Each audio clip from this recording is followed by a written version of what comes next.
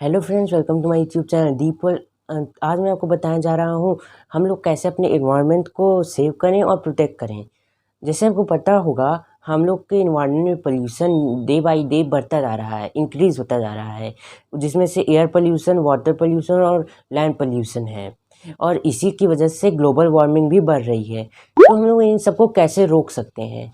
जैसे आपको पता है कि हम लोग को कुछ सिंपल स्टेप्स लेने होंगे इनको वो रिड्यूस करने के लिए, पर हम लोग सब लोग को इसको साथ में यूज़ करना होगा डेली लाइफ में, जिससे एक बहुत बड़ा डिफरेंस होगा इन पोल्यूशंस में। तो अब मैं आपको बताता हूँ ये स्टेप्स क्या हैं।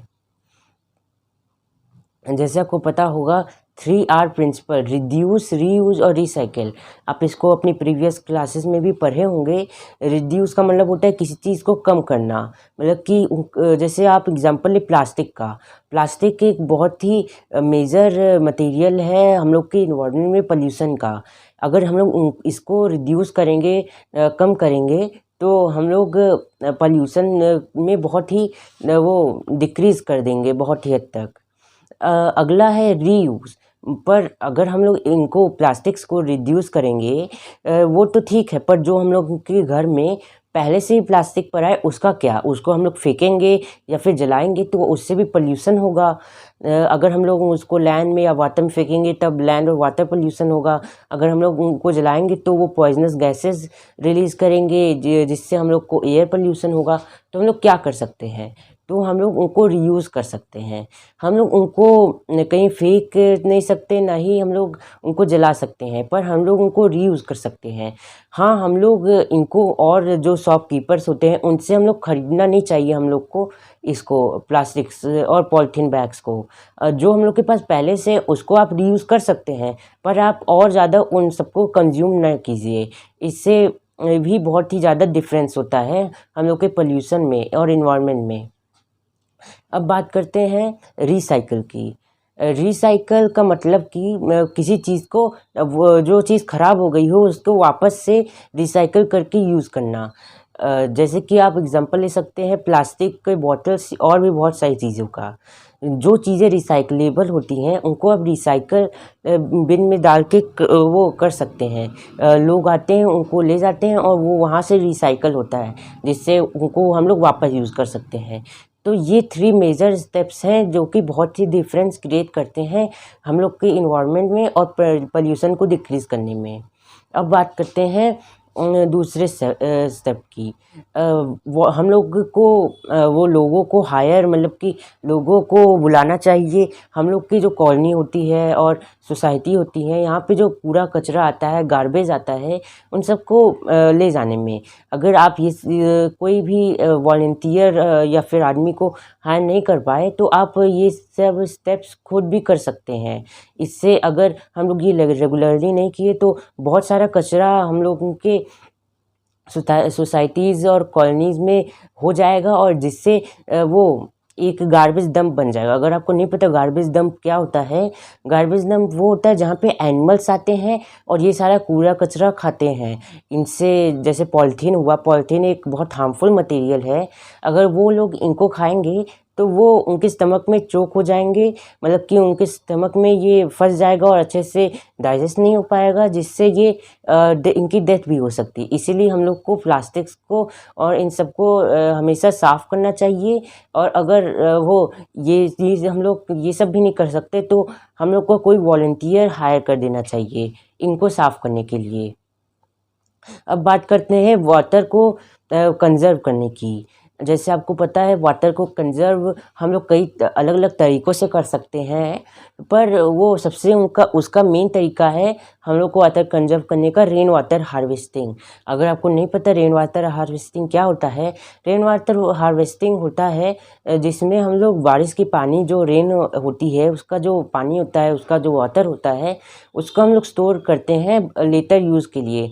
आपको बता दूं ये जो पानी होता है रेन वाला, इसको पीने के लिए यूज़ नहीं करिए, क्योंकि ये थोड़ा हार्मफुल होता है, पर आप इसको बाकी चीज़ों के लिए यूज़ कर सकते हैं।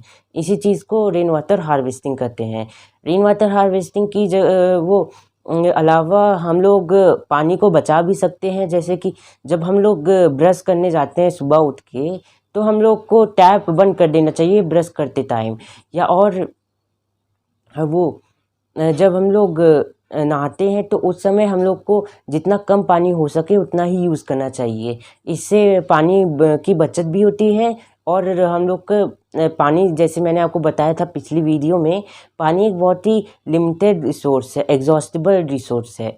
अगर आपने वो वाली वीडियो नहीं देखी तो आप इस वीडियो के बाद जाके देख सकते हैं या फिर आई बटन में जा सकते हैं। तो ये बात हो गई वाटर को कंजर्व करने की। आप ज़रूर वाटर को कंजर्व करिए क्योंकि ये बहुत ही लिमिटेड रिसोर्स है। अब बात करते हैं हम लोग शॉपिंग के टाइम प्लास्टिक नहीं ले जाना चाहिए हम लोग को, क्योंकि जैसे मैंने आपको बताया प्लास्टिक बहुत ही हार्मफुल मटेरियल है।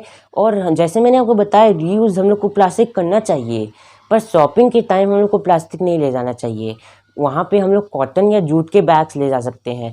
जैसे आपको पता है कॉटन और जूट के बैग्स, कॉटन और जूट के प्लांट्स से आते हैं जो कि एक नेचुरल रिसोर्स है। तो इससे हम लोग के इन्वायरमेंट को भी कोई वो तकलीफ या नुकसान नहीं पहुंचता है और इससे हम लोग का इन्वायरमेंट वो इको फ्रेंडली भी रहता है। ये सारे मटेरियल इको फ्रेंडली होते हैं और इससे पोल्यूशन नहीं होता है। तो हम लोग को जब भी शॉपिंग करने जाना चाहिए तो हम लोग को कॉटन या जूट के बैग ले जाना चाहिए। जैसे कि आपको पता होगा बहुत सारे लोग नॉनवेज खाते हैं, या हम लोग को ये कम खाना चाहिए या फिर इनको खाना ही नहीं चाहिए। जैसे कि आपको पता है इन्वायरमेंट में सब चीज़ें आती हैं, प्लांट्स और एनिमल्स भी आते हैं। क्योंकि इन्वायरमेंट का मतलब होता है प्रकृति, प्रकृति का मतलब होता है प्लांट्स और एनिमल्स। तो हम लोग को एनिमल्स भी हम लोग को मारना नहीं चाहिए। इससे वैसे भी वो एनिमल्स की संख्या कम होती है। और जैसे कुछ एनिमल्स होते हैं जैसे टाइगर जो कि बहुत ही वो इंडेंजर हो गए थे, हम लोग को ये सब नहीं करना चाहिए। और हम लोग को नॉनवेज फूड भी नहीं खाना चाहिए। अगर हम लोग ऐसा नहीं कर सकते तो हम लोग को कम से कम उनको कम कर देना चाहिए, हम लोग को ज़्यादा नहीं खाना चाहिए। इससे इन्वायरमेंट को भी बहुत ही वो फ़ायदा होता है। अब बात करते हैं जब हम लोग बाहर जाते हैं, हम लोग जब कहीं पे किसी को पिकअप करने जाते हैं या फिर हम लोग ट्रैफिक लाइट में फंस जाते हैं तो हम लोग को वेट करना होता है जब रेड लाइट आती है, या फिर हम लोग को किसी को पिकअप करने जाना होता है तो हम लोग वेट करते हैं। पर उस समय हम लोग को अपना कार का इंजन या फिर बाइक का इंजन जो होता है उसको ऑफ कर देना चाहिए। ऐसा क्यों? क्योंकि जो इंजन होता है अगर हम लोग उनको ऑफ नहीं करेंगे कहीं वेट करते टाइम तो वो फ्यूल वो एग्जॉस्ट करेंगे, वेस्ट करेंगे। जैसे आपको पता है मैं आपको पिछली वीडियो में आपको बताया था एग्जॉस्टेबल रिसोर्सेज के बारे में, जो कि है सीएनजी, पेट्रोल और डीजल। इससे वैसे भी पेट्रोल और डीजल एक फॉसल फ्यूल है तो इससे नेचर को भी बहुत ही प्रॉब्लम होती है। ये हार्मफुल गैसेस भी छोड़ते हैं और वैसे भी इनको हम लोग को ज़्यादा से ज़्यादा वो कंजर्व करना चाहिए, क्योंकि ये भी वाटर की तरह ही एक एग्जॉस्टेबल रिसोर्स है। तो हम लोग को जब भी कहीं ट्रैफिक लाइट में फंसें या फिर कहीं वेट करना हो तो हम लोग को इनको ऑफ कर देना चाहिए। अब बात करते हैं सीएनजी की।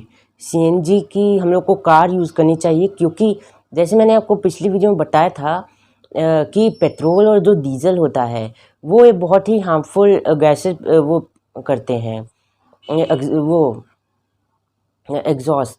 तो इसी वजह से हम लोग को इनको कम से कम यूज़ करना चाहिए। वैसे अभी सीएनजी की ज़्यादा व्हीकल्स नहीं आई है, पर जैसे कि आपको पता हो ऑटो रिक्शा कुछ होते हैं सीएनजी से चलने वाले, हम लोग को उनको यूज़ करना चाहिए। पेट्रोल और डीजल जैसे कि हार्मफुल गैसेस वो एयर में छोड़ते हैं तो हम लोग को उनको कम करना चाहिए। और जब हम लोग कहीं शॉर्ट डिस्टेंस पे ट्रैवल कर रहे हों, जैसे कि आपको पता है शॉर्ट डिस्टेंस के लिए बाइसिकल होती है, वो जो साइकिल होती है उसको हम लोग को यूज़ करना चाहिए। क्योंकि साइकिल एक बहुत ही अच्छा वो है ट्रांसपोर्टेशन के लिए व्हीकल, जो कि फ्यूल भी नहीं यूज़ करती और हम लोग को कम से कम टाइम में शॉर्ट डिस्टेंस से पहुंचा देती है। पर अगर हम लोग को लॉन्ग डिस्टेंस ट्रैवल करना हो तब हम लोग बाइक और कार यूज़ कर सकते हैं, पर फिर भी हम लोग को सीएनजी कारों का यूज़ ज़्यादा करना चाहिए, क्योंकि वो एयर में पल्यूटेंट्स जो उसके होते हैं वो बहुत ही कम करती है। ये नहीं है कि वो भी पल्यूट नहीं करती, पर वो बहुत कम मात्रा में करती है, तो हम लोग को इसीलिए इनको यूज़ करना चाहिए। अब बात करते हैं कि हम लोग को वो long lasting light bulbs use करने चाहिए। अब आप सोच रहे होंगे लॉन्ग लास्टिंग लाइट बल्ब कैसे इन्वायरमेंट को क्लीन करने में मदद कर सकते हैं। जैसे कि मैंने आपको बताया है कि जो लाइट बल्ब्स होते हैं वो गैसेस छोड़ते हैं, जैसे कि कई सारे ग्रीन हाउस गैसेस। अगर आपको नहीं पता ग्रीन हाउस गैसेस क्या होती हैं, वो बहुत ही हार्मफुल गैसेस होती हैं। तो हम लोग को long lasting light bulb use करने चाहिए। जो लॉन्ग लास्टिंग लाइट बल्ब्स होते हैं वो ये सारे गैसेस बहुत ही कम मात्रा में छोड़ते हैं। मतलब कि ये नहीं है कि वो छोड़ते ही नहीं हैं, पर बहुत ही कम संख्या में मात्रा में छोड़ते हैं। इसीलिए हम लोग को long lasting light bulb use करने चाहिए। इससे हम लोग के एयर में भी ज़्यादा पल्यूट नहीं होता है, और हम लोग के ये जो लाइट बल्ब्स होते हैं ये भी बहुत समय तक चलते हैं। और याद रखिए, जब हम लोग वो बाहर कहीं होम से निकलते हैं तो हम लोग को इनका लाइट का स्विच ऑफ कर देना चाहिए, जिससे इलेक्ट्रिसिटी बचती है और वो मनी भी सेव होता है। क्योंकि इलेक्ट्रिसिटी भी एक एग्जॉस्टेबल रिसोर्स है, उसको भी हम लोग को वो कम से कम यूज़ करना चाहिए। जैसे कि अगर नेसेसरी नहीं हो तो हम लोग को उसको भी बंद कर देना चाहिए। अब बात करते हैं हम लोग हाँ, ये सारी चीज़ों के सबसे मेन टॉपिक ट्रीज़ के बारे में। इस पल्यूट जो होते हैं, हम लोग ने इन सबको रिड्यूस करना तो आपको बता दिया, जिससे पल्यूशन होता है। पर हम लोग अब पल्यूशन को कैसे हम लोग कम कर सकते हैं, मतलब कि इन सबको हटा सकते हैं। जैसे कि आपको पता होगा डिफॉरेस्टेशन हम लोग के वर्ल्ड में बहुत ज़्यादा हो रही है, इसको हम लोग को कम करना चाहिए और ज़्यादा से ज़्यादा ट्रीज़ लगाने चाहिए। जैसे पल्यूशन बहुत ही बढ़ रहा है, तो हम लोग के एटमॉस्फेयर में बहुत ही ज़्यादा ही पल्यूशन वो फैल रहा है, जिससे हम लोग की एयर भी वो बहुत ही डर्टी हो जा रही है। इसीलिए हम लोग को ज़्यादा से ज़्यादा ट्रीज़ लगाने चाहिए, जिससे हम लोग अपनी ज़्यादा से ज़्यादा एयर आए और जिससे ज़्यादा से ज़्यादा एयर हम लोग की अच्छी हो।